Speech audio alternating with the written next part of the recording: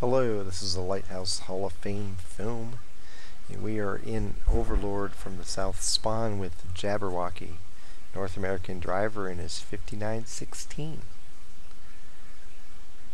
There is one arty apiece, 2 scouts apiece.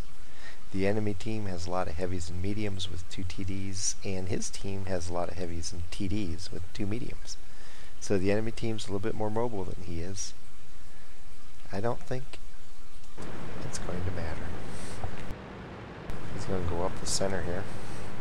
There's a spot, there's a bush up here by the lighthouse where if you're faster than the enemy scouts, they just don't come this way. You can get up here and get some initial first spots. You can't really loiter up here many times because, as you'll see, the enemy kind of spreads out around you, and so there's nothing to protect you from being seen, but you still get to get up here and get some early spots and then back out and decide where you want to go. So he's pulling up. You can see he's starting to get a couple spots here. We'll get a couple more in a second. Here we go. He's up to 3, 4. And there's some heavy off to the side. It's just a lot of times you can't stay up there very long. So you can go up there and get a quick first look. And then you just look at how your team's going, where everybody's spread out, and decide what you want to do. He's going to move off to the east. This is a really fun portion of the map over here in a light, because you get to peek a boom and flank a boom and all kinds of different things. Passive spot with the bushes, or snipe at people so far away you can see them and they can't see you.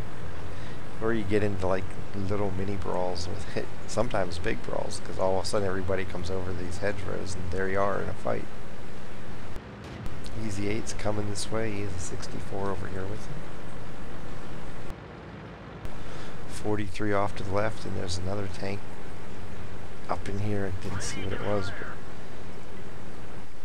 but the E8 goes crazy here and just he charges. This is terrible on his part. And he's gonna pay the price for it. There he goes, his first kill. When he came over into this area, what he did was he put himself in a position where he was outnumbered and he was completely cut off from his support, which is that's a no-win. Now the A43 is going down. Bam. 2 kills. It's going to reload, circle around. You have to think about what you're doing when you're playing, and when you know you're outnumbered, and you know if you go past this building or past this hill, happens all the time. It's like the people that go over the middle and proc in the beginning. All of a sudden, everybody on the enemy team shooting at them, and nobody on their team can help them out, so they die. Like, don't do that kind of stuff. There's kill number 3. Gonna look at the 150 now. I think there's 2 more rounds left. Oops, bouncing off him. There he gets a hit. Reload, and then let's see. Target-rich environment. Yet the 64's harassing the 150 over here. I think he's thinking that guy's gonna be dead, and he ended up staying alive. But here we go on the IS-2. And you can see he shot the IS-2 3 different places, didn't get damage out of it, and that's the drawback. That's the con to the autoloader on the 5916. It's awesome against lightly armored tanks, not so good against heavily armored tanks. Whereas the non-autoloader isn't as strong against scouts, but it's stronger against more heavily armored tanks. So you just have to decide which one you want to be more effective against. T-37, he's reloading. He's going to come around here and see who he can catch. People down on the beach, just begging to be killed, because they have no concealment or cover down there.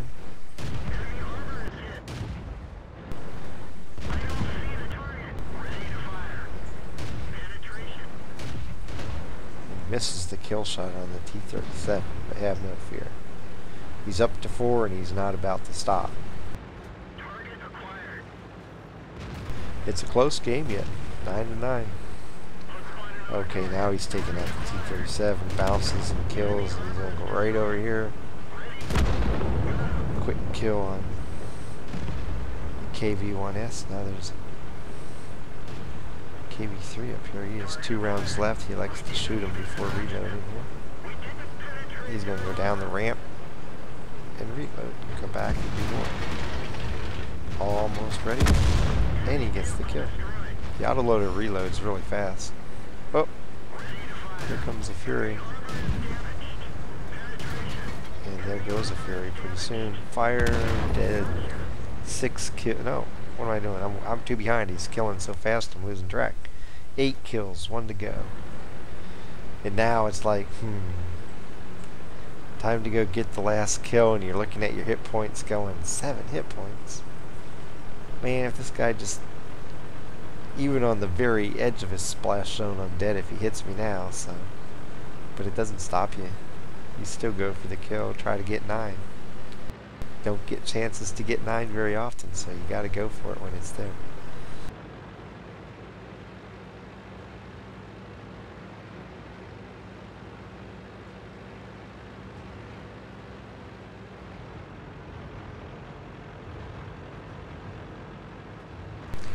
And it looks like the 64 is going to the northeast corner, so I think he'll go look down on the beach.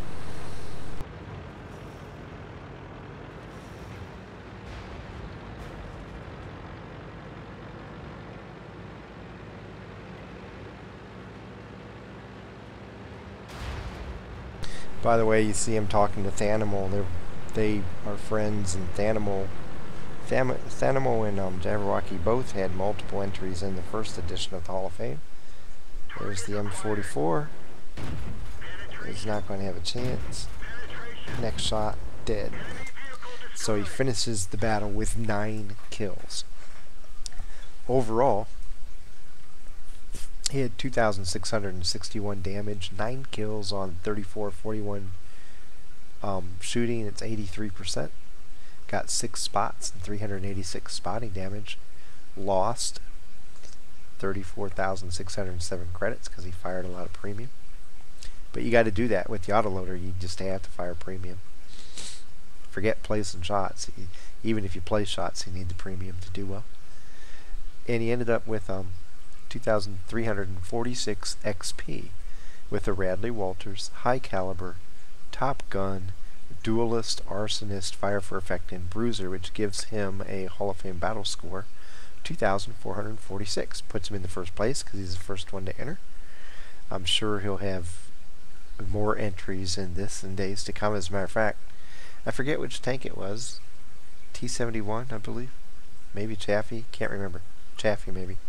He sent me another replay today, and he was like 17 points short of the Hall of Fame, so he'll be back. In the beginning, you saw him move up here to the middle, use this bush, get a couple quick look spots, and he has to back out right away because the tanks come in kind of in a semicircle around you, and there's no bush you can just hide completely in. So you look, back up, see where your team's going, see where the enemy's going, and then decide what to do. He moved over here.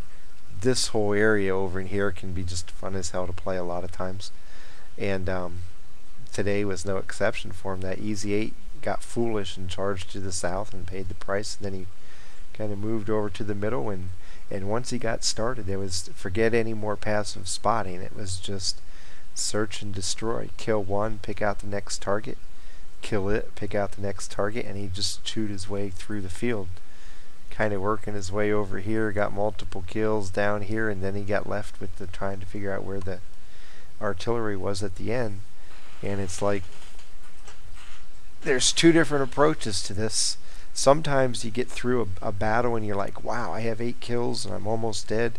I'm just going back out and take what I get because I don't want to ruin a good mission.